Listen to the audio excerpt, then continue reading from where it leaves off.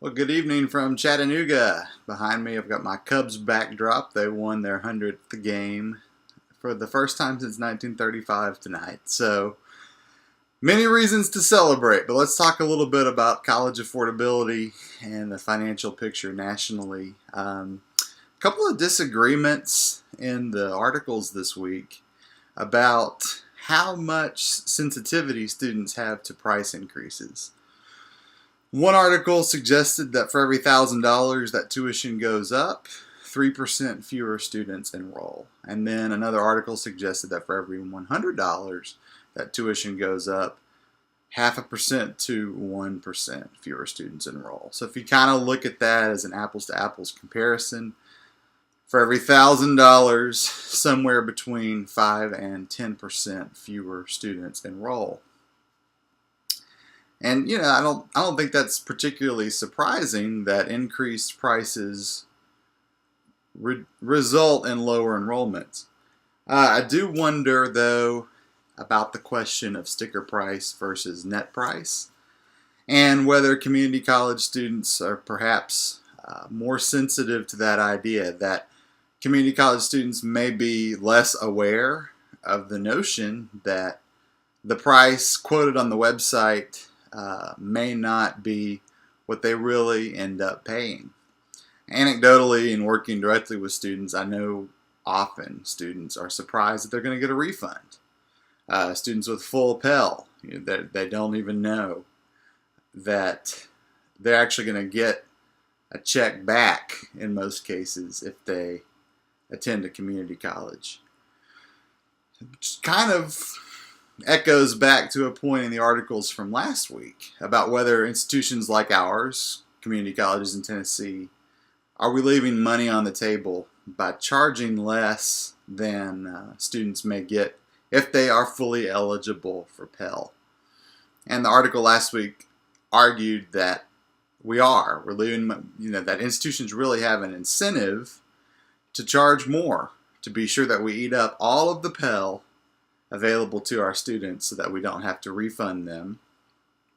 This week, though, the Bennett hypothesis was sort of argued against, that institutions really are not necessarily raising prices to try to take up all available aid. So, some disagreements there between last week's articles and this week's. I thought one of the most interesting points that I hadn't thought a lot about in this week's readings is the idea of opportunity cost. That the number one cost for our students is the money that they are not earning. The money that they are not earning by being enrolled in school. And even if they are working while they're enrolled in school, the idea that that earning is not at a college level. That the faster they can complete a program and get out into the workforce with their new credential, obviously the more money that they will earn.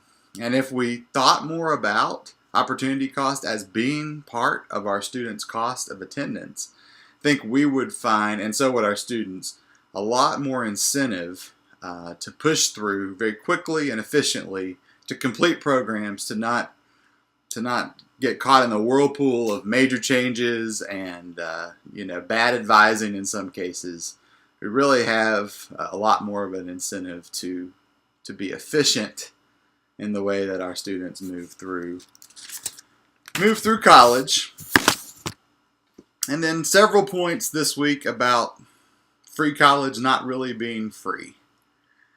About food insecurity, for instance, about textbook cost, about all of the costs that our students face beyond the sticker price, beyond tuition fees, beyond what we would consider the last dollar.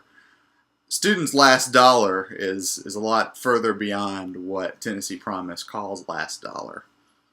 And then questions about the types of students that free tuition policies bring to the institution and whether it primarily benefits the middle class. And I think there's interesting questions to be asked about whether that's necessarily a bad thing. I'm not sure that Tennessee Promise has most directly benefited the students that it was advertised or planned to benefit. However, worked for many years with the High School Model United Nations program. Usually, it's a high ability group. Usually, at least one of the students that I work with is a National Merit Scholar, sometimes 2 or 3. And one time I just asked them, because they all know where I work, and I said, why would you not come to Chattanooga State? And everybody kind of laughed, and they said, well, we want to be in class with students who are going to challenge us intellectually. And, I think with the advent of honors programs, and I think our honors program probably has grown some because of Tennessee Promise, by bringing students who maybe are a little bit more prepared, students who would not have traditionally considered community college, we may get a halo effect. I almost hate to use that word in terms of the impact that the Tennessee Promise students have on their peers. And does it improve the intellectual capacity of the institution as a whole if you attract a new group of students who might previously have gone directly to a university? I think that remains to be seen. I think that's one interesting possibility. But lots of points this week that are important to think about, and some disagreement amongst the things that we've read. I think, though, most interestingly, most challenging personally to me, is to intensify our focus on the idea of opportunity costs as a real cost for our students, and that increases the urgency for efficient completion.